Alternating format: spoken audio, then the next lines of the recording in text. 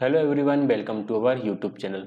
DSSB DOE 16 March 2022 का shift 2 का question paper हम डिस्कस कर रहे थे, जिसके हम 30 क्वेश्चंस पिछली क्लास में डिस्कस कर चुके थे। अगर आपने वो वीडियो नहीं देखा है तो उसका लिंक आपको डिस्क्रिप्शन में मिल जाएगा, वहाँ से आप वो वीडियो भी देख सकते हैं।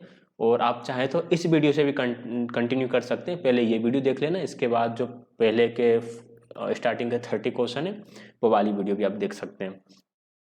शुरू करते हैं क्वेश्चन नंबर 31 के साथ। इससे पहले के 30 क्वेश्चन हम डिस्कस कर चुके हैं। 31 क्वेश्चन है, preoperational child tendency to mentally link particular phenomena whether or not there is logical or casual relationship is called. छोटे बच्चे क्या होते हैं कि दो तीन चीज़ों में संबंध बना लेते हैं जबकि उनमें किसी प्रकार का संबंध नहीं होता। जैसे हिंदी में पढ़ते हैं क्वेश्चन, किसी विशेष घटना चाहे तार्किक या कारण संबंध हो या नहीं हो को मानसिक रूप से जोड़ने की पूर्व संचलनात्मक बच्चे की प्रवृत्ति को क्या कहते हैं? तो बच्चे की इस प्रवृत्ति को कहते हैं ट्रांसडिक्शन। राइट आंसर रहेगा इसका ऑप्शन नंबर बी, पराक्रमण। हिंदी में डुअल रिप्रेजेंटेशंस होता है, किसी चीज़ को दो तरीके से रिप्रेजेंट करना। जैसे कि आप घर हो तो बच्चे के सामने घर को आप इस तरह से भी रिप्रेजेंट कर सकते हो और शब्दों के माध्यम से बता सकते हो कि घर किस प्रकार की आकृति होती है।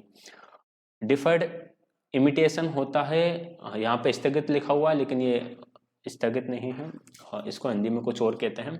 डिफर्ड इमिटेशंस, बच्चे कोई चीज़ होती है जो बच्चे देखते हैं कि कोई व्यक्ति कैसे कर रहा है, उसको दिमाग में रख लेते हैं और फिर बाद में कभी उसी तरह से व्यवहार करने लगते हैं। ये डिफर्ड इमिटेशन। एनिमिज्म में क्या होता है आप सभी को पता ही होगा। एनिमिज्म में तो आपने पढ़ा होगा, पियाजे की थ्योरी का पार्ट है।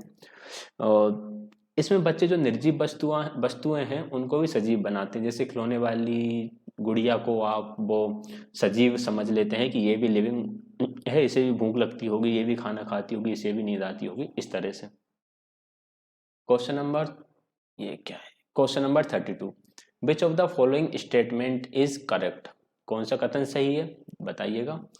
Peer group help children to learn gender appropriate behaviour. सहगामी समूह बच्चों को लिंग उपयुक्त व्यवहार सीखने में मदद करते हैं। Peer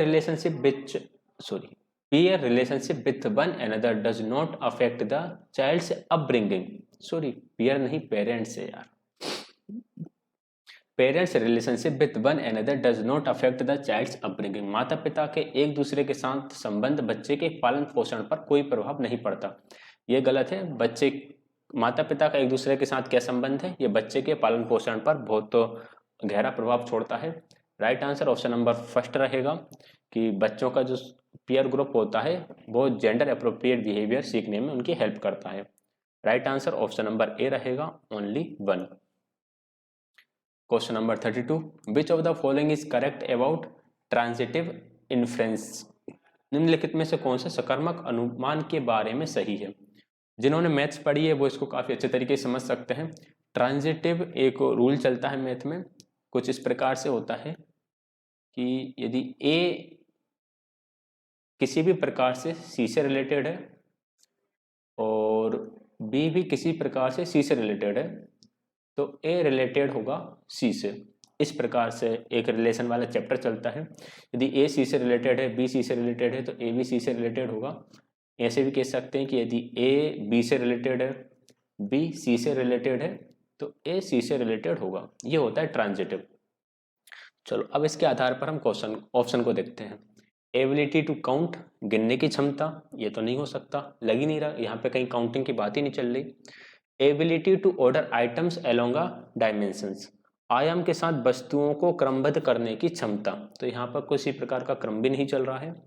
knowing relationship between two objects by knowing relationships of each to a third object, प्रत्येक वस्तु का तीसरी वस्तु से संबंध जानकर दो वस्तुओं के बीच संबंध जानना, बिल्कुल सही, यही आपका ट्रांजिटिव इन्फ्रेंसेस होता है। डिसीव्ड बाय अपीयरेंस, ये कुछ नहीं होता, दिखने से धोखा खाना, ये गलत। राइट आंसर रहेगा ऑप्शन नंबर सी। आगे बढ़ते हैं क्वेश्चन नंबर 34 की तरफ।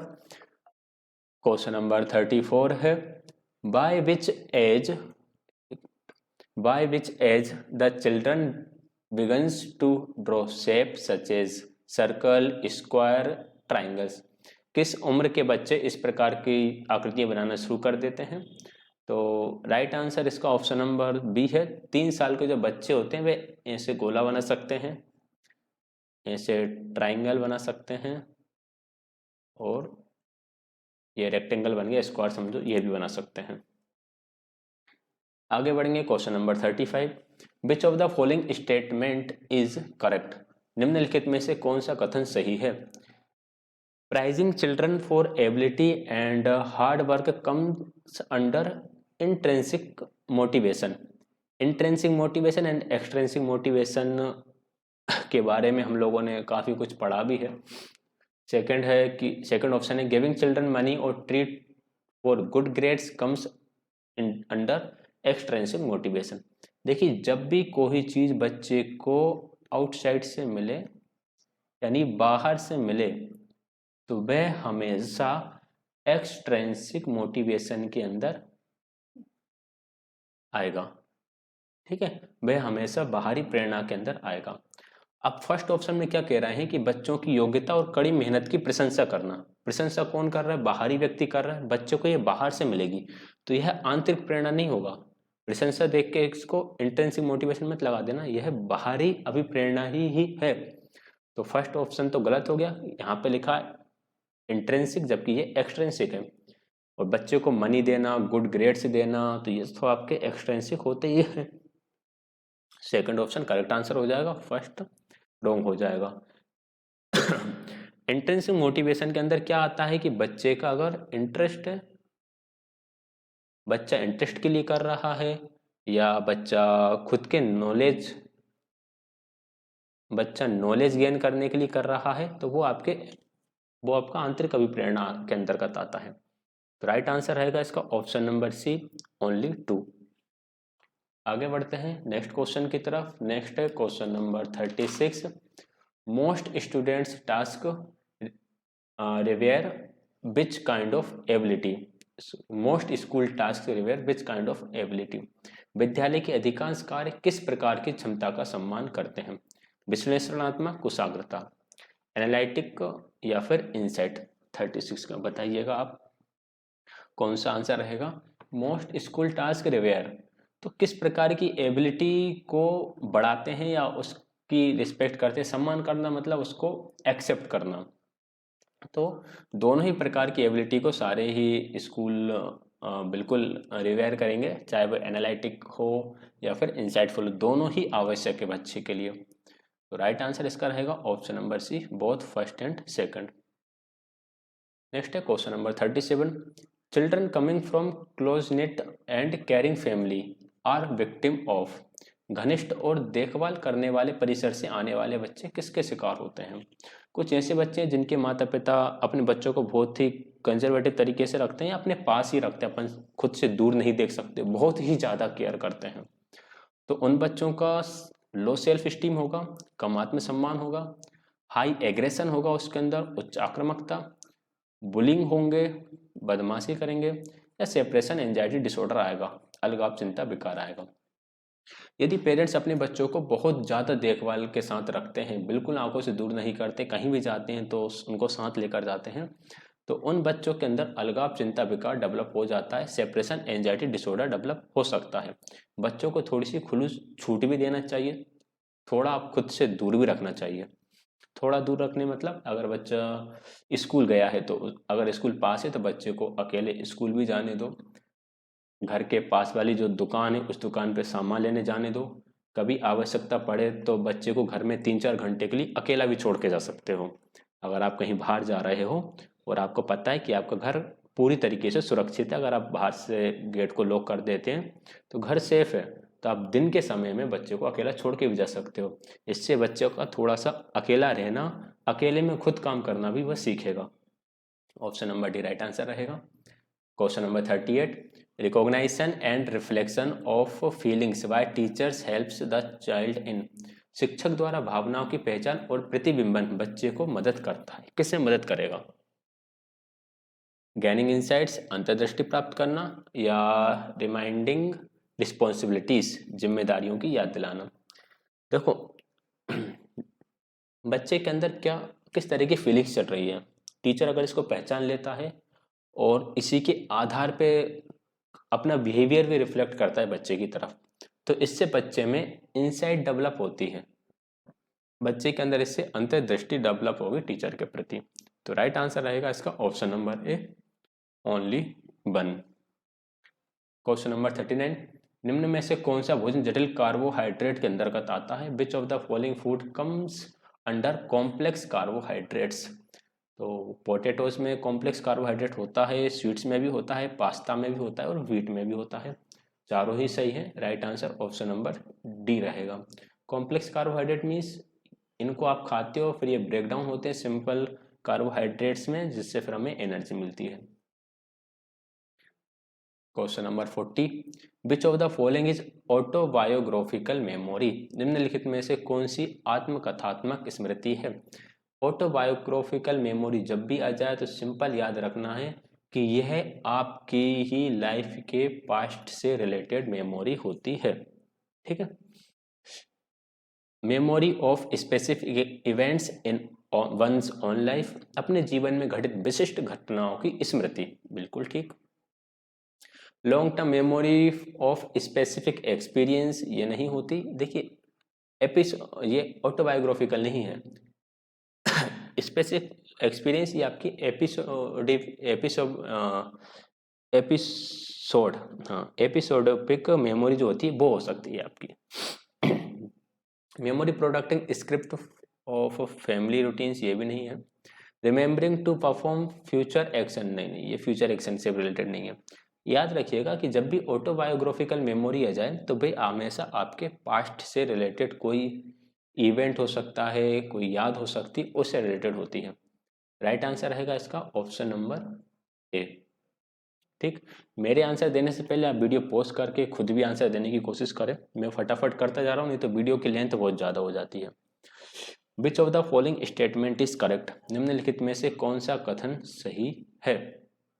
बताना है कौन सा कथन सही है।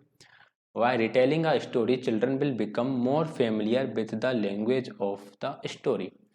Why retelling a story children will be able to participate in different ways, दोनों ही सही लग रहा है मुझको। कहानी को दोबारा सुनाने से बच्चे कहानी की भाषा से अधिक परिचित हो जाएंगे, ये भी बिल्कुल सही है। कहानी को दोबारा सुनाने से बच्चे अलग तरीकों से भाग ले पाएंगे, ये भी सही है। दोनों ही सही है, right answer option number C रहेगा। एंड रिटेलिंग स्टोरी को हमें बिल्कुल स्कूल में इम्प्लीमेंट करना ही चाहिए। Poor writing skill which consist of poor motor skill and planning is called? खराब लेखन कार्य जिसमें खराब मोटर कौशल और योजना शामिल है उसे कहा जाता है। बहुत बढ़िया क्वेश्चन ये बनाया। एक होता है डिस्ग्राफिया। डिस्ग्राफिया में क्या होता है, बच्चे का खराब लेखन होता है, ठीक है। लेखन खराब होता है या लेखन में उसको समस्या होती है। यहाँ पे लिखा है कि पुअर राइटिंग स्किल है, किस वजह से है? पुअर मोटर स्किल से है, poor motor skill and planning से है। अगर खराब मोटर कौशल और योजना उसमें शामिल है, विशेषकर खराब मोटर स्किल है, तो वे होता है आपका डिस्प्रेक्सिया। इसमें बच्चे का जो मोटर एक्टिविटीज है वह सही तरीके से काम नहीं कर पाती है। राइट आंसर इस रहेगा इसका ऑप्शन नंबर ए। मायोफिया ये आपके दृष्टि रोग से संबंधित है। हाइपरमेट्रोफिया भी दृष्टि रोग से संबंधित है। डिसलेक्सिया वही पढ़ने में समस्या, उल्टे सीधे अक्षर दिखना। राइट आंसर ऑप्शन नंबर है question number 43। Students activity construct their own knowledge in the constructivist approach of learning. Which of the following process are aimed at construction of knowledge? सीखने के रचनात्मक दृष्टिकोण में छात्र सक्रिय रूप से अपने ज्ञान का निर्माण करते हैं। निम्नलिखित में से कौन सी प्रक्रियाएं ज्ञान के निर्माण के उद्देश्य से हैं? Asking questions to one another, making sense of the story, एक दूसरे से सवाल पूछना, कहानी का अर्थ समझना। देखो यहाँ पर अगर हम रचनात्मक दृष्टिकोण की बात करते हैं जिसमें बच्चे अपने ज्ञान का निर्माण खुद कर रहे हैं, तो बच्चे जब एक दूसरे से सवाल पूछेंगे तब भी उनका नॉलेज कंस्ट्रक्ट होगा। कहानी का अर्थ अगर वो निकाल रहे हैं तो उससे भी उनका नॉलेज कंस्ट्रक्ट होगा। तो राइट आंसर रहेगा option number C, both first and second. Question number 44, which of the following statement is correct? निम्नलिखित में से कौन सा कथन सही है? Research shows that ability to comprehend and produce speech for many of us in present in right hemisphere of brain. Present in right hemisphere of brain, क्या चीज आ गई इसमें? Comprehend and produce speech of many us, ठीक है, कॉम्प्रीहेंडेंट आ गया और आपका स्पीच को प्रोड्यूस करना, ये चीज आ गई, ठीक। ये कह रहा है कि ये सारी चीजें आपके राइट हेमिस्फीयर में होती हैं। सेकंड है, research show that anything experienced on the right hand side of the body is proceed in left hemisphere of brain. बिल्कुल ठीक है कि मैं यहाँ पर ब्रेन बनाने की कोशिश करता हूँ। ये कुछ इस तरह से आपका ब्रेन है और ये राइट हैंड है, मतलब मेरा राइट ये है जिस पोजीशन में बैठा हूँ, और ये लेफ्ट हैंड है। तो ये ब्रेन का लेफ्ट हेमिस्फीयर होगा, ये ब्रेन का राइट हेमिस्फीयर होगा। तो राइट हैंड की एक्टिविटी को जो प्रोसीड करता है वो लेफ्ट हेमिस्फीयर करता है, लेफ्ट हैंड की एक्टिविटी को जो प्रोसीड करता है वो राइट हेमिस्फीयर करता है। तो सेकंड स्टेटमेंट तो बिल्कुल ठीक है। बात कर लेते हैं फर्स्ट स्पीच की। देखिए प्रोड्यूस स्पीच यानी लैंग्वेज से रिलेटेड ये चीज़ है। तो लैंग्वेज से रिलेटेड जो चीज़ है, जो भी लॉजिकल चीज़ें होती हैं वो होती हैं हमारे लेफ्ट हेमिस्फीयर के अंदर, और इसमें लिखा है राइट हेमिस्फीयर के अंदर होती हैं जब, इसलिए फर्स्ट ऑप्शन गलत है, सेकंड ऑप्शन सही है। राइट आंसर आएगा option number B, only second. ये देख लीजिए यहाँ पर आपके analysis, logic, facts, sequence, mathematics, language, reasoning, ये सारी आपकी लेफ्ट हेमिस्फीयर के अंतर्गत आती हैं।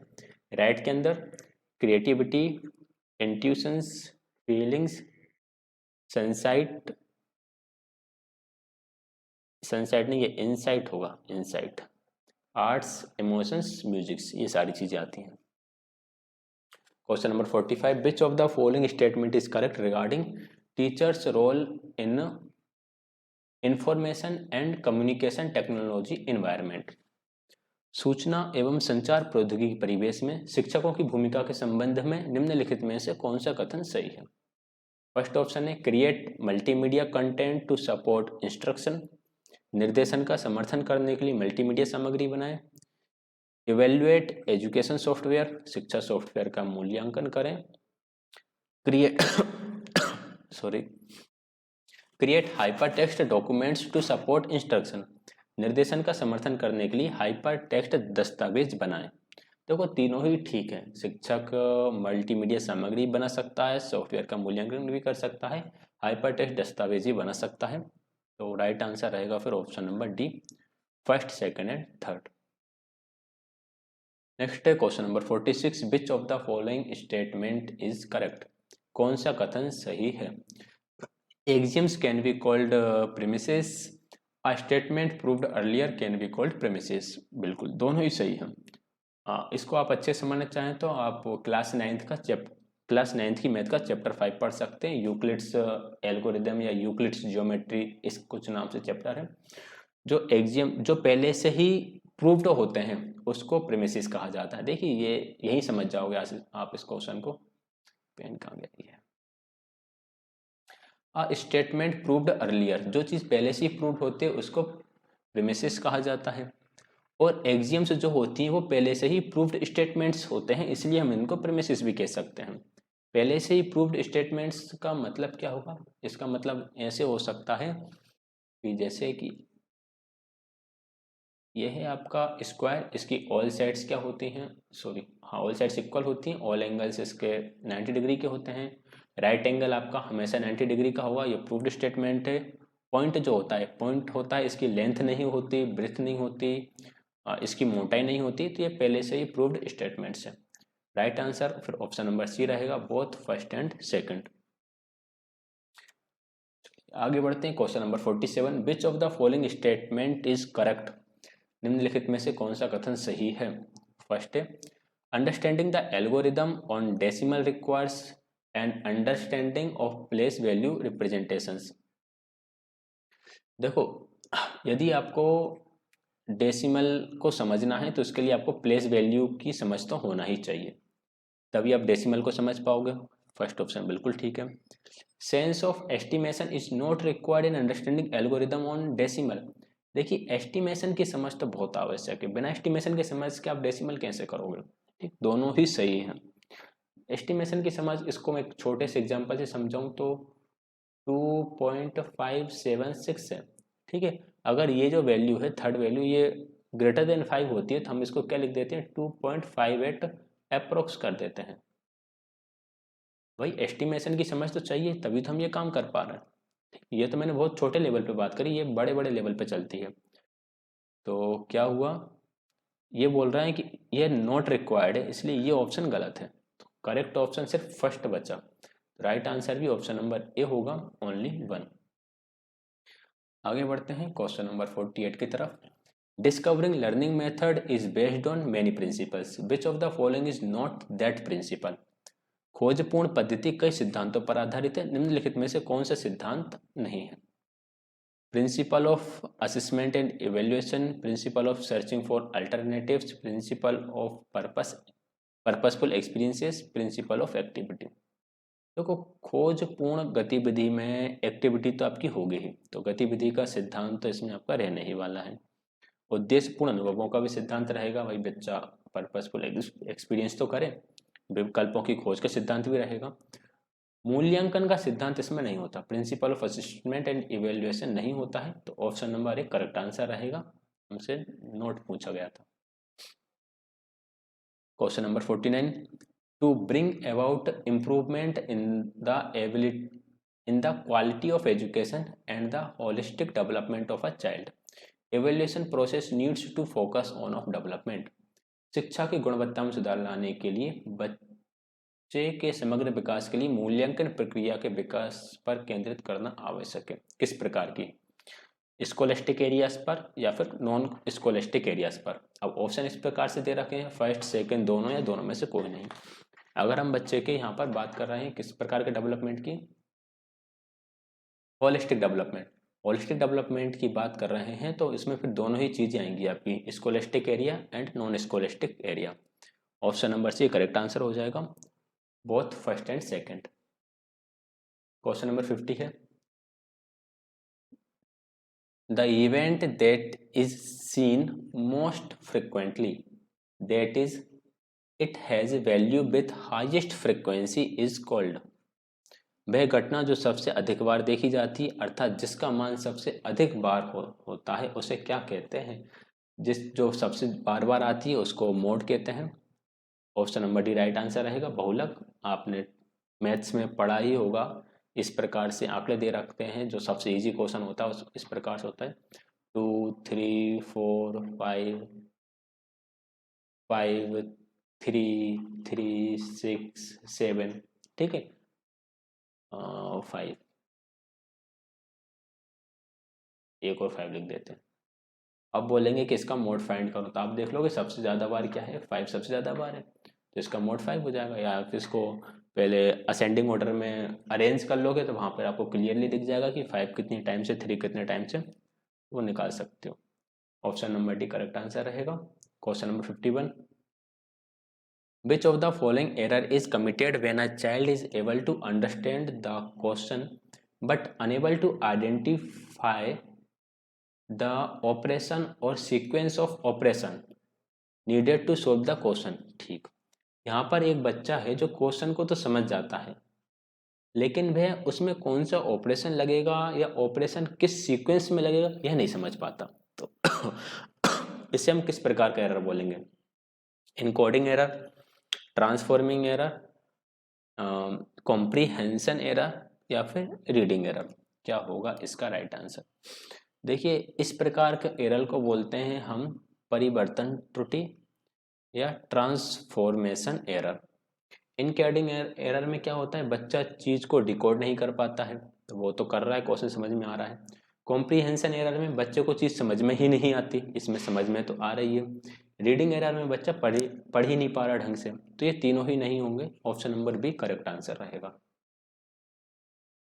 52, the ability that enables child to speak, read and write with felicity and express herself is called. देखिए अगर कोई बच्चा बहुत अच्छी तरीके से बोल पा रहा है, पढ़ पा रहा है या लिख पा रहा है और स्वयं का व्यक्त कर पा रहा है, तो वह चीज़ क्या कहलाएगी, वह चीज़ उसकी फ्लुएंसी कहलाएगी। यहाँ पर एक वर्ड और आना चाहिए था वैसे, लैंग्वेज। जैसे कि कोई एक बच्चा है जो किसी भाषा में खुद को बोल पाता है, पढ़ पाता है, लिख पाता है और उसमें खुद को अच्छी तरीके से एक्सप्रेस भी कर पाता है, तो वह क्या रहेगा, उस भाषा में प्रवाह रहेगा या बुद्धिमत्ता रहेगा, फ्लुएंसी रहेगा, इंटेलिजेंस रहेगा। इस प्रकार से क्वेश्चन बना होना चाहिए था ये, बट इसमें ये वर्ड नहीं लिखा, इसलिए ये कन्फ्यूजन क्रिएट करता है। बट राइट आंसर इसका प्रवाह ही होना चाहिए। किसी चीज़ में अगर बच्चा अच्छे से बोल रहा है, पढ़ रहा है, लिख रहा है, तो कोई भाषा की ही यहाँ पे बात चल रही होगी, तो फ्लुएंसी ही इसका राइट आंसर रहेगा, ऑप्शन नंबर ए। ऐसे ही क्वेश्चन एग्जाम में हमें डिस्टर्ब करते हैं। Question number 53, which of the following statement is correct. बताना है कौन सा स्टेटमेंट इसमें से सही है। Geometry is the natural way of developing intuitions, creativity and inquiry. ठीक है, हाँ, ज्योमेट्री से रचनात्मकता तो बढ़ती ही बढ़ती है, जांच भी विकसित होती है। Geometry is very different from the study of spatial relationship. स्थानिक संबंधों के अध्ययन से बहुत अलग है। देखिए, बहुत अलग नहीं है, उससे काफ़ी हद तक ये जुड़ी हुई है। स्थानिक समझ वाला व्यक्ति क्या करता है, कलाकार होता है। किस चीज़ का कलाकार होता है, पेंटिंग कर सकता है, मूर्ति बना सकता है, मानचित्र बना सकता है। इन सब के लिए ज्योमेट्री की समझ आवश्यक है। तो राइट आंसर रहेगा इसका option number A, only one. Question number 54, which of the following statement is correct. कौन सा कथन सही है। The richer the exposures of the second language, the greater is the possibility that we will acquire it. अगर दूसरी भाषा का वातावरण अच्छा मिलेगा, बच्चे को अच्छा अनुभव मिलेगा, तो वह उसको जल्दी एक्वायर कर लेगा। बिल्कुल ठीक है, कोई गलती नहीं है इसमें। The language rich environment that is available in the first language is invariably not available in second language. पहली भाषा में जो समृद्ध वातावरण उपलब्ध है, दूसरी भाषा में हमेशा उपलब्ध नहीं होता है। ये बात भी ठीक है। जब बच्चा पहली भाषा सीख रहा होता है, जैसे कि हमारा हिंदी स्पीकिंग स्टेट है, तो हिंदी सीखने के लिए बहुत अच्छा वातावरण उपलब्ध होता है, इसलिए हमें इंग्लिश सीखने में समस्या आती है, क्योंकि उस भाषा के लिए हमें वह वातावरण नहीं मिलता। तो राइट आंसर रहेगा option number C, both first and second. आगे बढ़ते हैं क्वेश्चन नंबर 55 की तरफ। किसी देश में मीडिया, प्रशासन, न्यायपालिका और औपचारिक शिक्षा की भाषा को कहा जाता है। The language of media, administration, judiciary and formal education in a country is called. क्या कहा जाता है, उस देश की मानक भाषा कहा जाता है, स्टैंडर्ड लैंग्वेज कहा जाता है, जिस देश में वहाँ की मीडिया, प्रशासन और न्यायपालिका काम कर रही होती है। C correct answer. Question number 56, which of the following statement is correct. कौन सा कथन सही है। A pair of coprime consists of prime number only if each of both the numbers in pair is composite then they cannot be form co-prime numbers। co-prime numbers क्या होते हैं, जो एक दूसरे के साथ प्राइम हो जाते हैं। फॉर एग्जांपल 9 है और 25 है। 9 एंड 25 में कुछ भी कॉमन है, कुछ भी कॉमन नहीं है, तो इसका HCF कितना आ जाएगा, 1 आ जाएगा। 9 एंड 25 को प्राइम नंबर हो गए। ठीक है, फर्स्ट ऑप्शन ये लिखा था कि को प्राइम नंबर में प्राइम नंबर्स ही आते हैं, गलत है। हमारे को प्राइम नंबर में तो 9 और 25 दोनों आ गए, जबकि दोनों ही प्राइम नंबर नहीं है। यदि जोड़ों में दोनों संख्या मिश्रित कंपोजिट है, कंपोजिट मतलब मिश्रित नहीं होगा, भाज्य होगा। भाज्य है तो वह सेवाज्य संख्या नहीं बना सकती, बिल्कुल बना सकती है। 9 जो है वो कंपोजिट नंबर है, 25 भी कंपोजिट नंबर है, दोनों के मोर देन 2 फैक्टर्स हैं, तो ये हमारी सेवाज्य संख्या बना रही हैं, दोनों का HCF बना रहे हैं। तो दोनों ही ऑप्शन यहाँ पर गलत दे रखे हैं, ये भी गलत है और ये भी गलत है, इसलिए right answer option number D हो जाएगा, neither one nor second. Question number 57 है, which of the following statement is correct regarding massive open online courses. Massive open online courses के बारे में निम्नलिखित में से कौन सा कथन सही है। In India, government of India is launch massive open online courses through a web portal called Swayam. बिल्कुल ठीक। Massive open online courses are available to all free of cost to any place where there is access to information and communication technology. यदि आपको ये चीज़ समझना है कि ये चीज़ क्या है, तो गूगल पे ये चीज़ टाइप कर देना आप, मैसिव ओपन ऑनलाइन कोर्सेज, या फिर आप स्वयं टाइप कर देना।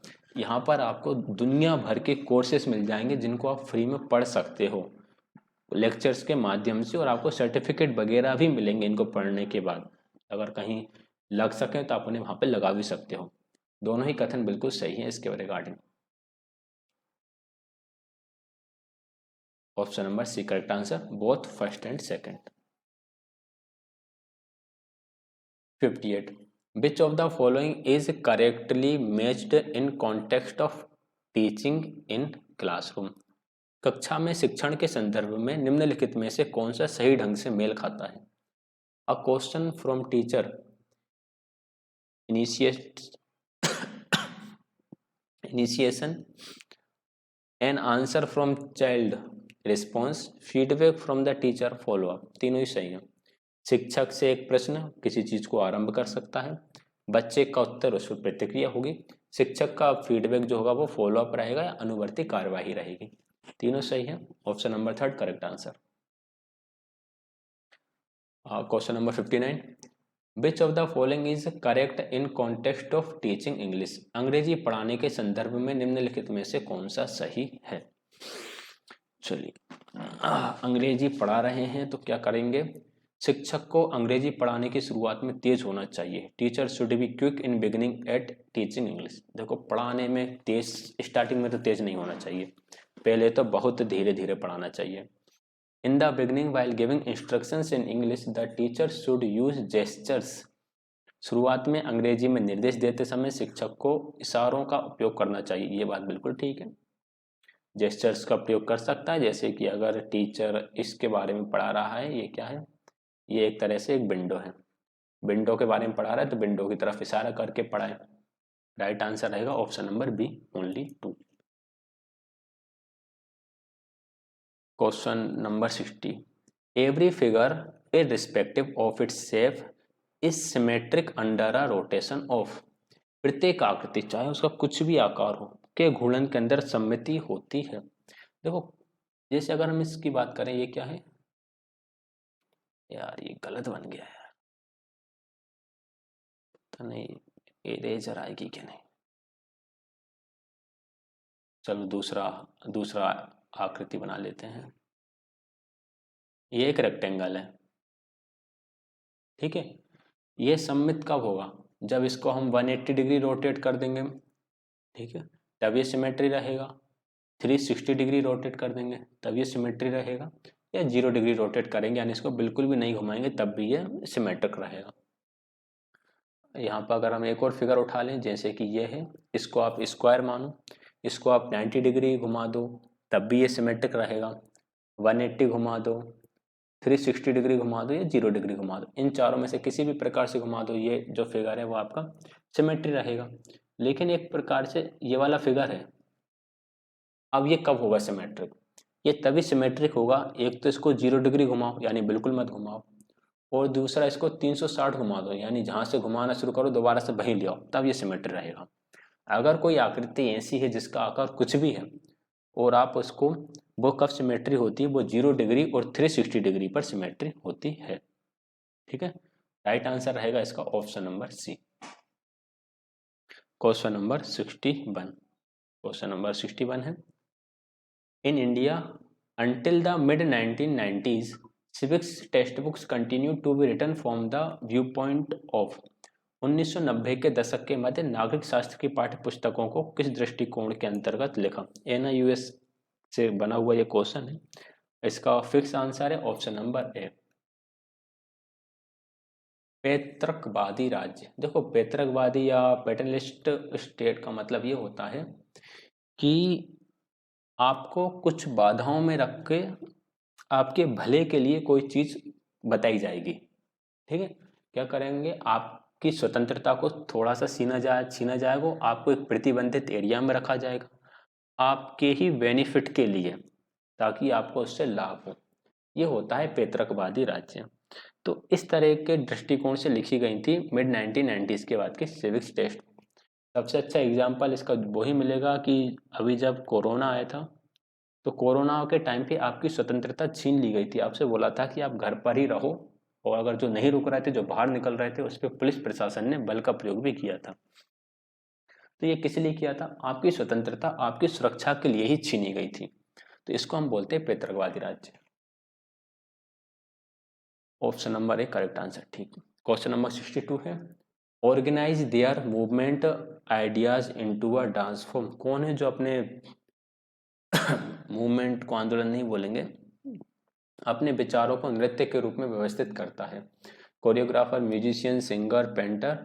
तो अपने मूवमेंट्स को, मूवमेंट्स के जो आइडियाज होते हैं उनको डांस फॉर्म में जो होता है वो कोरियोग्राफर डेवलप करता है। क्या इस धुन पर आपको इस प्रकार से हाथ पैर घुमाना है, जो भी है, एक करेक्ट आंसर रहेगा। 63, to understand the concept of environmental studies the students can be taken to different places for learning by undertaking a field trip for plants study the student will not able to achieve which object. बच्चे घूमने के लिए गए हैं, environmental study के लिए बाहर निकले हैं, बाहर निकलने के बाद वो फील्ड ट्रिप पे जाते हैं, बहुत सारे प्लांट्स की स्टडी करते हैं। तो क्या पता नहीं कर पाएंगे वो? ऑब्जर्विंग पैटर्न्स ऑफ लीव्स के पैटर्न्स को बिल्कुल ऑब्जर्व कर पाएंगे, प्लांट्स को क्लासीफाई भी कर पाएंगे, identify familiar plants by name, ये भी काम भी कर पाएंगे, नेम से प्लांट्स को आइडेंटिफाई भी कर पाएंगे। ऑब्जर्विंग इंटरनल फीचर्स, प्लांट के इंटरनल फीचर्स को नहीं कर पाएंगे। देखो वहाँ जाके किसी पेड़ को काट के उसके अंदर की चीज़ नहीं देख पाओगे आप, किसी फूल को तोड़कर उसके अंगों को नहीं देख पाओगे, क्योंकि मना किया जाता है। इनको इनको बैठकर लैब में या क्लासरूम में अच्छे तरीके से डिस्कस किया जाता है, पढ़ा जाता है अच्छे से, वहाँ पर इन पर प्रयोग किया जाता है। तो इंटरनल फीचर्स तो वो नहीं देख पाएंगे, बाकी सारी चीज़ें देख लेंगे। ऑप्शन नंबर डी ही करेक्ट आंसर रहेगा, इसी उद्देश्य की प्राप्ति वो नहीं कर पाएंगे। क्वेश्चन नंबर 64 है, when using the activity based approach for teaching environmental studies the given steps should be practiced. Arrange these steps in the correct order and then choose the correct combinations. अच्छा, पर्यावरण अध्ययन पढ़ाने के लिए गतिविधि आधारित दृष्टिकोण का उपयोग करते समय दिए गए चरणों का अभ्यास किया जाना चाहिए। इन चरणों को सही क्रम में व्यवस्थित करें। सबसे पहले आप क्या करोगे? Reflecting on the process, revising, conducting the activity, plan the activity. सबसे पहले तो एक्टिविटी को प्लान किया जाएगा, फिर इसको कंडक्ट किया जाएगा। दोहराएंगे या रिफ्लेक्ट करेंगे? अपनी प्रोसेस पर रिफ्लेक्ट करेंगे कि कहीं कोई कमी तो नहीं रह गई, क्या फ़ायदा क्या नुकसान हुआ इससे, फिर उसको रिवाइज करेंगे। तो हमारा सीक्वेंस बनेगा DCAB। DCAB हमारा सीक्वेंस हो जाएगा। इसके ऑप्शन में सीक्वेंस दिया रहेगा जब ये एग्जाम में आएगा, मैंने यहाँ पे सीक्वेंस टाइप नहीं कर पाया जल्दबाजी में, तो DCAB इसका राइट आंसर रहेगा, DCAB। Who quoted the aim of art is to represent not the outward appearance of things but their inward significance। ये स्टेटमेंट किसने कहा था? तो ऐसे ही स्टेटमेंट्स एरिस्टोटल ने बोले हैं। एक्चुअल क्वेश्चन है, याद रखना हो तो रख लेना, नहीं तो छोड़ देना। 66 है, considering the current thinking and practice in social science curriculum at the national level which of the following statement is correct. राष्ट्रीय स्तर पर सामाजिक विज्ञान पाठ्यक्रम में वर्तमान सोच और अभ्यास को ध्यान में रखते हुए निम्नलिखित में से कौन सा कथन सही है? National curriculum framework 2005 suggested the term political science instead of civics. बिल्कुल ठीक है, सिविक्स की जगह पॉलिटिकल साइंस टर्म का प्रयोग किया जा रहा है।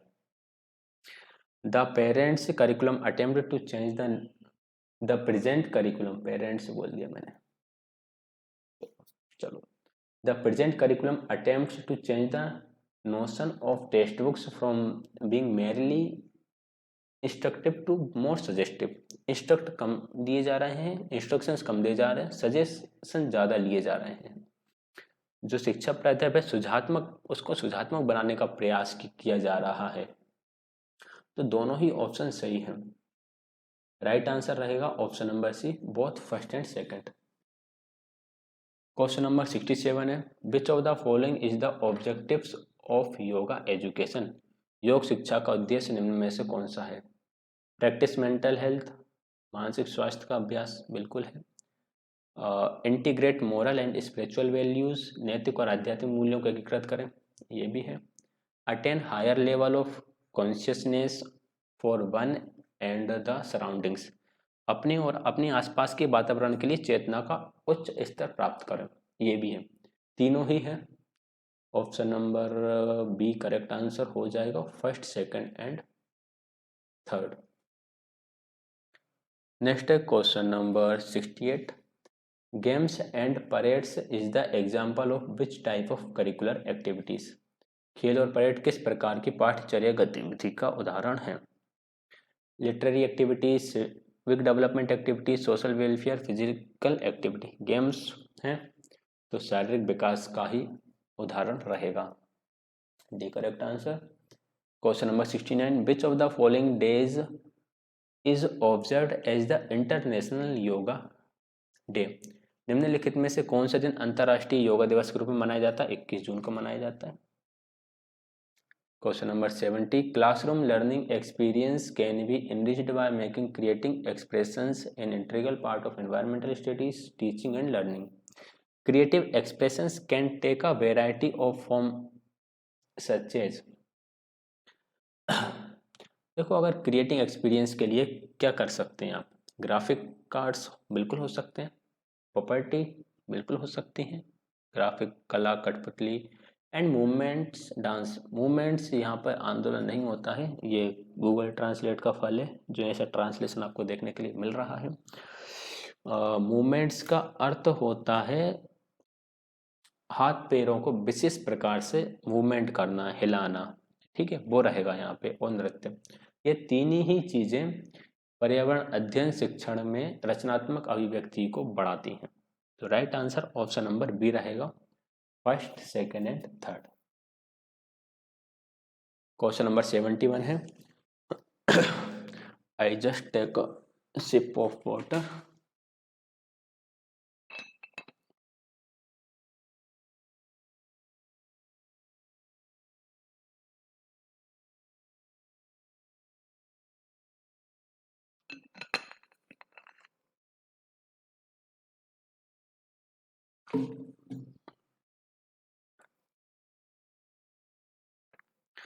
Question number 71। environmental education introduced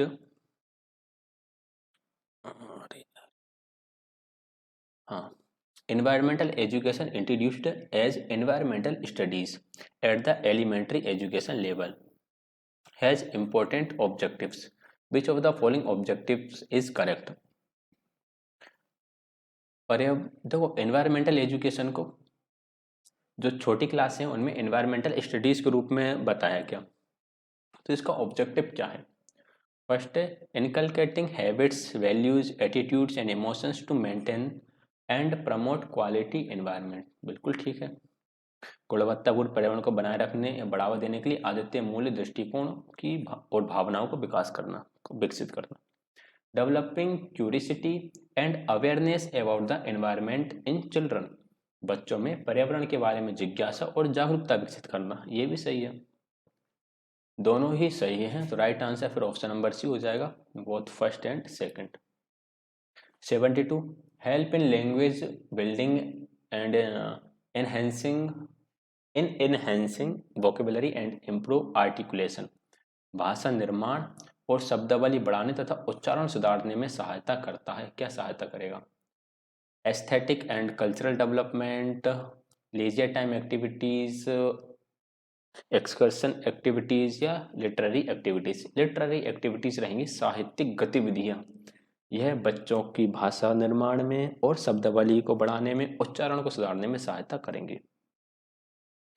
question number 73 every lesson in the environmental studies textbooks provides a series of opportunities of students. Which of the following is the correct example of those opportunities? पर्यावरण अध्ययन की पाठ्य पुस्तक का प्रत्येक पाठ छात्रों को अवसर की एक श्रृंखला प्रदान करता है। निम्नलिखित में से कौन सा उन अवसरों का सही उदाहरण है? फर्स्ट है linking the character in the lesson to the child's own life, पाठों में पात्रों को बच्चों के अपने जीवन से जोड़ना। Encouraging children to share their personal context and experience, बच्चों को अपने व्यक्तिगत संदर्भ और अनुभव साझा करने के लिए प्रोत्साहित करना। दोनों ही सही हैं। पाठों को अपने जीवन से जोड़ना भी सही है, बच्चे के जो पर्सनल कॉन्टेक्स्ट और जो एक्सपीरियंस है उनको शेयर भी करना है। दोनों ही सही है। Right answer option number C रहेगा। Question number 74, how play can help in the language development. खेल भाषा विकास में किस तरह से मदद कर सकते हैं। First option, while playing children have to communicate with other in terms that can be understood। खेलते समय बच्चों से ऐसी भाषा में बात करो जिसे वो समझ सके, बिल्कुल ठीक। Games like puzzles and riddles do not help increasing vocabulary of the children. पहेलियां वोकेबुलरी नहीं बढ़ाएंगी, ये तो बहुत गलत बात है। पहेलियों से तो बच्चों की वोकेबुलरी बढ़ती है।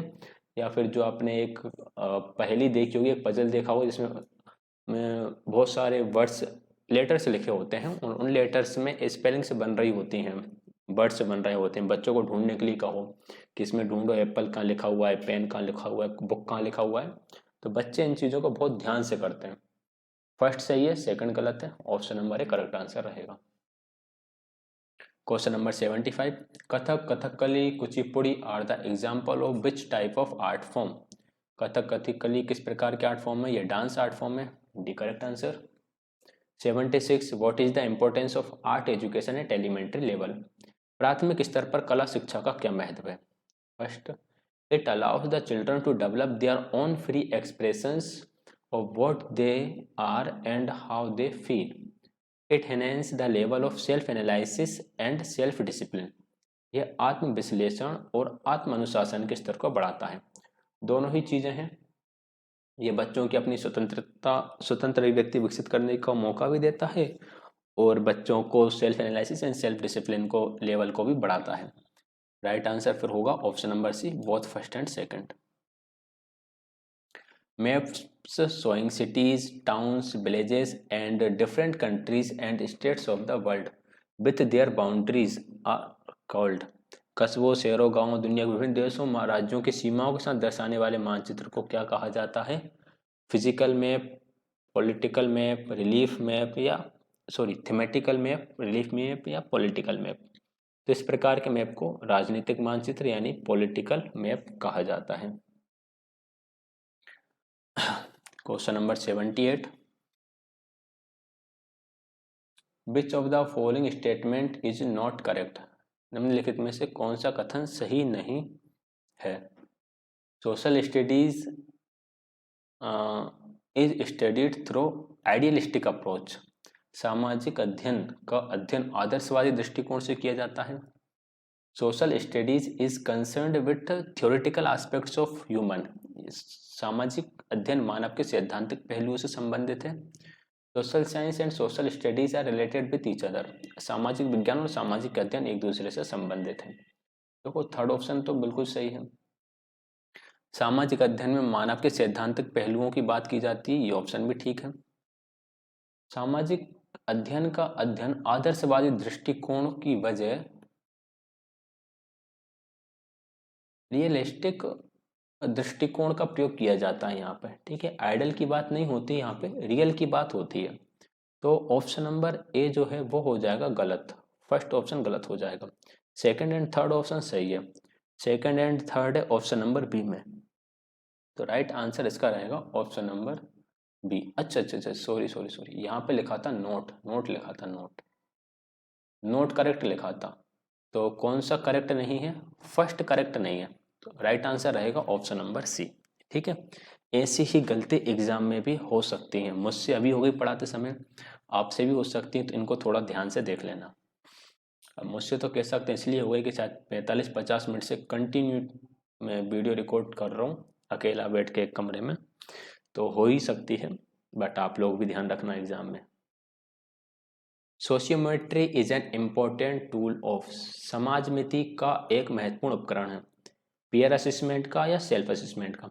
सोशियोमेट्री जो अप्रोच है, ध्यान रखिएगा हमेशा, ये पीयर असेसमेंट से कर्मी मूल्यांकन का एक इम्पोर्टेंट टूल है। एक फैक्ट के तौर पे इसको याद रखना। Option number A correct answer रहेगा। Question number 80, in the context of अवनंदा बाध्य, अवनदध्य बाध्य, ये आपका NIOS से क्वेश्चन आया हुआ है। NIOS में जो वर्क एजुकेशन है शायद वहाँ से ये बना हुआ है। हालांकि मेरी बुक में मैंने इसको मेंशन भी करा है, बट मैं तो यही रिकमेंड करूँगा कि इसको आप छोड़ के चलें तभी बेटर है, क्योंकि इसमें आपको बहुत माथापच्ची करना पड़ेगा, तब जाके ये चीज़ें आपको याद होंगी, और याद करने के बाद कोई मतलब का नहीं रहेगा। ठीक है, क्वेश्चन आ गया तो ठीक है, एक आध क्वेश्चन, इस क्वेश्चन के लिए जितना आप दिमाग बचाओगे उतने दिमाग से आप पार्ट ए में काफ़ी अच्छा स्कोर कर सकते हो। फिर भी हम देख लेते हैं कि इसमें कौन सा आंसर इसका सही रहेगा। ढोल पंजाब सही है, इसमें नाल बंगाल गलत है, ढाक बंगाल गलत है, सॉरी सही है, एंड हुड्डा हिमाचल प्रदेश सही है। ऑप्शन नंबर डी इसका करेक्ट आंसर है, बट मैं कहूँगा कि ऐसे क्वेश्चन को आपको छोड़ के चलना है। Question number 81, which of the following is associating activity to work education with language improvement. कौन कार्य शिक्षा को भाषा सुधार से जोड़ता है? Relationship between the life of man and animal, मनुष्य और पशु के जीवन के बीच संबंध, यह कार्य शिक्षा को पर्यावरण से जोड़ेगा, भाषा से नहीं जोड़ेगा। Relationship between need and supply, आवश्यकता और आपूर्ति, ये इकोनॉमिक का पार्ट है। Preparing report in short and simple sentence, छोटे और सरल वाक्यों में रिपोर्ट तैयार करना, ये भाषा से जोड़ेगा। स्किल टू मेजर, ये मैथ्स ज्योमेट्री का काम हो गया, तो ये भी भाषा से नहीं जोड़ेगा। कौन सा जोड़ रहा है भाषा से? ऑप्शन नंबर सी जोड़ रहा है, option number C correct answer रहेगा। Question number 82, which of the following statement is correct, निम्नलिखित में से कौन सा कथन सही है?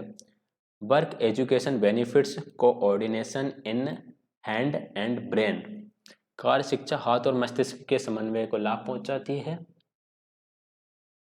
बिल्कुल सही।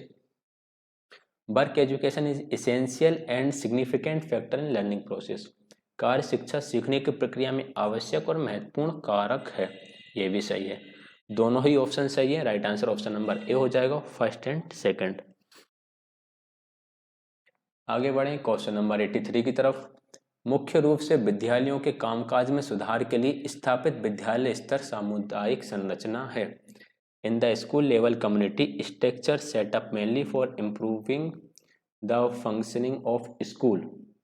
देखो, स्कूल के फंक्शन को इम्प्रूव करने के लिए ग्राम सभा भी काम करेगी और अभिभावक भी काम करेंगे। Parents teacher association and village education committee दोनों ही काम करेंगी। Right answer option number A रहेगा। Question number 84, interface between school and community becomes importance and imperative for the various reasons, which of the following are those reasons? School और समुदाय के बीच interface कई कारणों से महत्वपूर्ण और अनिवार्य हो जाता है, ये कारण कौन से हैं? क्यों करता है भाई? स्कूल के साथ समुदाय इंटरफेयर कौन क्यों करेगा? क्यों? इसलिए करता है कि to enables school to improve, schools को इम्प्रूव करने के लिए, बिल्कुल ठीक। To enhance effectiveness of school, school की प्रभावशीलता को बढ़ाने के लिए, ये भी सही है। To increase parental involvement in school project and decision making, ये भी सही है। प्रोजेक्ट और निर्णय लेने में अभिभावकों की भागीदारी करना, तो तीनों ही सही है। राइट आंसर फिर होगा आपका option number B, first second and third. Question number 85, which of the following statement is correct, निम्नलिखित में से कौन सा कथन सही है? In past research believes that happy people are more likely to be succeed, अतीत में शोध किया गया है कि जो लोग खुश होते हैं उनके सफल होने की संभावना अधिक होती है। सेकेंड है, न्यूअर रिसर्चर सोच that success makes people happy, नए शोधों से पता चला है कि सफलता लोगों को खुश करती है। देखिए, दोनों ही ऑप्शन में कुछ डाउट है, दोनों ही क्वेश्चन में कुछ डाउट है, और वो डाउट इस प्रकार के हैं कि जरूरी नहीं है कि सफल व्यक्ति खुश हो, और ये भी जरूरी नहीं है कि जो खुश है वह सफल हो, दोनों ही सही नहीं है। Option number A correct answer रहेगा, नीदर वन नॉर सेकंड। असफल व्यक्ति भी खुश रह सकता है। देखिए, खुशी का मेन रीजन है संतोष, जिसको संतोष मिल गया, संतोष मतलब जो संतुष्ट हो गया अपनी लाइफ, अब जो चीजें हैं उसी में संतुष्ट हो जाता है, वह व्यक्ति खुश रहता है, बाकी कोई व्यक्ति खुश नहीं रहता। Question number 86, which of the following is not a function performed by parents teacher association? कौन सा फंक्शन है जो पेरेंट्स टीचर एसोसिएशन और मदर टीचर एसोसिएशन परफॉर्म नहीं करता? First, helping the teacher in conducting door to door survey work, इसमें तो करेगा भाई, टीचर को सर्वे करने में हेल्प करेगा। Providing feedback to the teacher about educational process of their own parents, खुद के माता पिताओं के बारे में फीडबैक ये तो नहीं कर सकता, मतलब नहीं करना चाहिए। Assisting the teacher in pursuing the parents to unenrolled children to sending them school, जिन बच्चों का स्कूल में एनरोलमेंट नहीं है उनको स्कूल भेजने में मदद करेगा, बिल्कुल ठीक है। Assisting the teacher in conducting school activities, ये भी ठीक है, स्कूल एक्टिविटीज़ को कंडक्ट करने में टीचर्स की हेल्प करेगा। तो ए, सी और डी तीनों ही सही है, बी गलत है। राइट आंसर बी ही होगा क्योंकि हमसे यहाँ पर नहीं पूछा गया था। B correct answer. Question number 87, while teaching primary school children, examples of which of the following cannot be used to explain them that how these have implications of our day to day life? प्राथमिक विद्यालय को बच्चों को पढ़ाते समय निम्नलिखित में से किसका उदाहरण देकर उन्हें यह नहीं समझाया जा सकता कि इनका हमारे जीवन पर क्या प्रभाव पड़ता है? ग्रोसरी शॉप्स का प्रभाव तो पड़ता ही है, फॉरेस्ट्स का एग्जाम्पल देके भी समझा सकते हैं, रेलवे स्टेशन का एग्जाम्पल देके भी समझा सकते हैं। यानी तीनों ही चीज़ें हैं जिनका एग्जाम्पल देखकर हम ये समझा सकते हैं कि इसका हमारी डे टू डे लाइफ में क्या प्रभाव पड़ने वाला है। तो भाई मेरे हिसाब से तीनों ही सही हैं। और यहाँ पर पूछा था कि नहीं समझाया जा सकता, किसका एग्जाम्पल देकर नहीं समझाया जा सकता, तो तीनों का ही एग्जाम्पल देकर समझाया जा सकता है। तो ऑप्शन नंबर डी करेक्ट हो जाएगा। Neither one, nor second nor third, nor second लिख दिया, नॉर थर्ड आएगा यहाँ पर। 88, includes those institutionalized entities that are responsible for formal education, for example primary, elementary, etc. में वे संस्थाएं शामिल हैं जो औपचारिक शिक्षा के लिए जिम्मेदार हैं। परिवार औपचारिक शिक्षा देता है? बिल्कुल नहीं देता। समुदाय नहीं देता। स्कूल देता है, मित्र नहीं देता। फैमिली, कम्युनिटी और फ्रेंड्स जो होते हैं वो इनफॉर्मल एजुकेशन के या इनफॉर्मल नॉलेज के भागीदार होते हैं, और जो स्कूल होता है वो फॉर्मल एजुकेशन के लिए रिस्पॉन्सिबल होता है। सी करेक्ट आंसर रहेगा। Question number 89, according to Erik Erikson the main task of adolescence is to form a, Erik Erikson के अनुसार किशोर अवस्था का मुख्य कार्य का निर्माण करना है। चलिए, एरिक एरिक्सन ने 8 अवस्थाएं बताई थी, वहां से ये क्वेश्चन बनकर आया हुआ है। Coherent identity moratorium, super ego identity diffusion. देखो, किशोर अवस्था का मुख्य कार्य है कोहेरेंट आइडेंटिटी बनाना, सुसंगत समरूपता। अब हिंदी में ट्रांसलेशन गड़बड़ है इसका। कोहेरेंट आइडेंटिटी मतलब ये है कि जब बच्चा एडोलेसेंस में है तो वे खुद की पहचान बना ले कि मुझे क्या करना है, क्या बनना है, या किस जगह पे तक पहुंचना है लाइफ में। अगर यहाँ तक नहीं बनता तो फिर आइडेंटिटी क्राइसिस आ जाता है उसके अंदर। ठीक है, option number A correct answer रहेगा। ये देखिए, एडोलेसेंस में बच्चा रहेगा 12 से 20 की उम्र में। इस उम्र में बच्चे को आइडेंटिटी वर्सेस रोल कन्फ्यूजन, अगर बच्चा आइडेंटिटी बना लेता है अपनी कि यार मेरा रोल ये है, मुझे ये बनना है या लाइफ में ये करना है, तो सही रहता है बच्चे के लिए। Question number 90, which of the following are the roles and duties of members of school management committee? विद्यालय प्रबंधन समिति के सदस्य की भूमिकाएं और कर्तव्य कौन कौन से हैं? प्रिपेयरिंग स्कूल डेवलपमेंट प्लान, बिल्कुल ठीक। Bringing out of school children to the school, सही है, बाहर जो बच्चे बाहर हैं, स्कूल से बाहर हैं, उनको विद्यालय में लाना। Arranging and maintaining basic infrastructure amenities, ये भी सही है, तीनों ही सही है। तो right answer option number B रहेगा, first, second and third. Next है question number 91, which of the following statement is correct? निम्नलिखित में से कौन सा कथन सही है?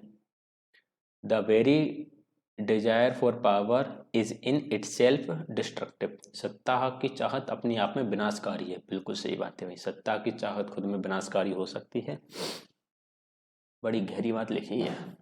The moment we discard authority only then cooperate and affection emerge. जिस क्षण हम अधिकार त्याग देते हैं तभी सहयोग और स्नेह उभरता है। मतलब गहरी बातें लिखी हैं और मुझे लग रहा है दोनों ही सही हैं।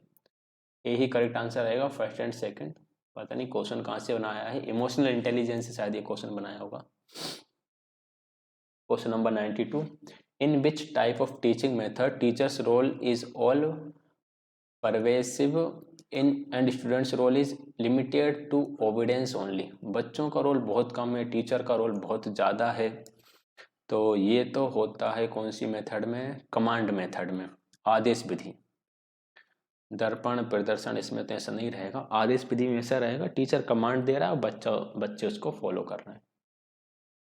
Question number 93, effective education is possible by the responsibilities of. प्रभावी शिक्षा की जिम्मेदारियों से संभव है। स्कूल की जिम्मेदारी भी होना चाहिए, फैमिली की भी होना चाहिए, सोसाइटी की भी होना चाहिए। प्रभावी शिक्षा के लिए तीनों को ही रिस्पॉन्सिबल होना चाहिए। Option number B correct answer. Question number 94, which of the following statement is correct. कौन सा कथन सही है। Violent revolt against established orthodoxies falls into new orthodoxies. स्थापित रूढ़िबद्धता के विरुद्ध अगर हिंसक विद्रोह होगा तो नई रूढ़िवादिता आ जाएगी। हिंसक विद्रोह नई रूढ़िवादिता में बदल जाता है। हाँ सही है। Intelligence revolts come with self knowledge through the awareness of one's own thoughts and feelings. ये ऑप्शन बिल्कुल सही है।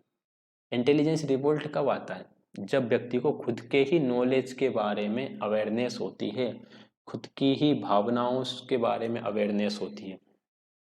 ये भी सही है, दोनों सही हैं। ऑप्शन नंबर ए फिर करेक्ट आंसर हो जाएगा, फर्स्ट एंड सेकंड बोथ। आगे बढ़ेंगे क्वेश्चन नंबर 95 की तरफ। Sportsmanship traits comes under which outcomes of physical education. खेल भावना के गुण शारीरिक शिक्षा के किस दायरे के अंदर आते हैं। Mentally strong, emotionally balanced, physically fit या सोशली एफिशिएंट। देखिए जितने भी स्पोर्ट्समैन होते हैं वो सारे ही मेंटली स्ट्रॉन्ग भी होते हैं, इमोशनली बैलेंस्ड भी होते हैं, फिजिकली फिट भी होते हैं और सोशली एफिशिएंट भी होते हैं।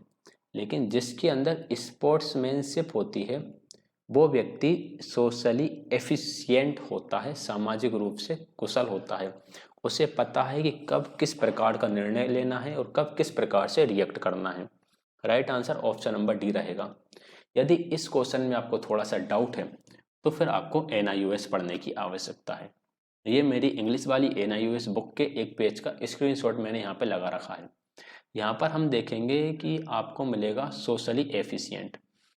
Physical education activities provide ample opportunities to develop traits such as cooperation, respect to others, loyalty, sportsmanship. मिल गया। सोशली एफिशिएंट में आपको वर्ड स्पोर्ट्समैनशिप। तो यहाँ से ऐसे क्वेश्चंस बनकर आते हैं NIOS से। राइट आंसर फिर इसका डी ही रहेगा। बाकी आप इस पेज को बिल्कुल आराम से पढ़ना पूरा। Which of the following characteristics of adolescents with foreclosed identity is correct. पहचान से वंचित किशोरों की निम्नलिखित में से कौन सी विशेषता सही है। जो बच्चे खुद को नहीं पहचान पाते कि मुझे क्या करना है, क्या बनना है, तो उनके अंदर उसके बारे में कौन सा ऑप्शन सही है बताना है, कौन सी विशेषता रहेगी उनकी। Make commitments and adopt their parents and others societal authority view points. वो अपने माता पिता और जो अन्य सामाजिक अधिकारियों के दृष्टिकोण है उनको वह अपना लेते हैं। जो पेरेंट्स कहते हैं उसको सही मान लेते हैं या जो समाज कहता है उसको सही मान लेते हैं। Experimenting and actively searching for alternative in their struggle. देखिए जिसको पहचान नहीं मिल पाती वो स्ट्रगल तो करता नहीं है। स्ट्रगल तो वो करता है जो अपनी पहचान बनाता है। इसमें यह बताया है कि जो अपनी पहचान ही नहीं बना पाया वो क्या करेगा। तो ये गलत है। Do not have any commitment to a vocation और अ सेट ऑफ बिलीव्स, किसी व्यवसाय या समूह के प्रति कोई प्रतिबद्धता नहीं रखना, इन्होंने तो रख ली समाज के प्रति प्रतिबद्धता। Resolve and experienced crisis and make believes personal and vocational commitments, व्यावसायिक प्रतिबद्धताएं भी ये लोग नहीं बनाते हैं। ये लोग यही काम करते हैं जिनको, जो खुद अपनी पहचान नहीं बना पाते, वो पेरेंट्स जो कुछ कहते हैं वो बन जाते हैं, या वो बनने के लिए भागते रहते हैं, या सोसाइटी जो उनसे चाहती है वो बनने के लिए भागते रहते हैं, खुद अपना बुद्धि का प्रयोग नहीं कर पाते वो। Option number A correct answer रहेगा। आगे बढ़ते हैं, question number 97, which of the following statement is correct, इनमें से कौन सा स्टेटमेंट करेक्ट है। Option number first, meaning of posture does not vary from individual to individual, आसन का अर्थ व्यक्ति से व्यक्ति में भिन्न नहीं होता, बिल्कुल होता है, तो ये तो गलत हो गया। हर एक व्यक्ति के लिए पोस्चर का मतलब अलग होगा। The best posture is that in which the body segments are balanced, सबसे अच्छा पोस्चर वो होता है जिसमें बॉडी कि आपके जो विभिन्न अंग हैं वो सही तरीके से बैलेंस हों। Position of least strain and maximum supports, कम से कम तनाव हो और ज़्यादा से ज़्यादा सपोर्ट मिले, तो सेकंड सही है, फर्स्ट गलत है। राइट आंसर फिर होगा आपका option number C, only second. Question number 98, which of the following statement is correct, कौन सा कथन सही है। Same mode of evaluation should be used for slow, average and fast learner, सभी के लिए सेम मोड ऑफ इवोल्यूशन का आप यूज करोगे, एक ही तरीके से सबका मूल्यांकन करोगे, गलत है। Self evaluation, peer evaluation and group evaluation should also be made a part of evaluation process, ये सही है। स्वयं मूल्यांकन, सहकर्मी मूल्यांकन और समूल्यांकन, इन सबको मूल्यांकन की प्रक्रिया का भाग होना चाहिए। सेकंड सही है, पहला गलत है, ऑप्शन नंबर सी करेक्ट हो जाएगा। क्वेश्चन नंबर 99, किशोरी शक्ति योजना 2000 में किस एज की गर्ल के लिए शुरू की गई थी, तो ये शुरू की गई थी 11 से 18 साल की बच्चियों के लिए।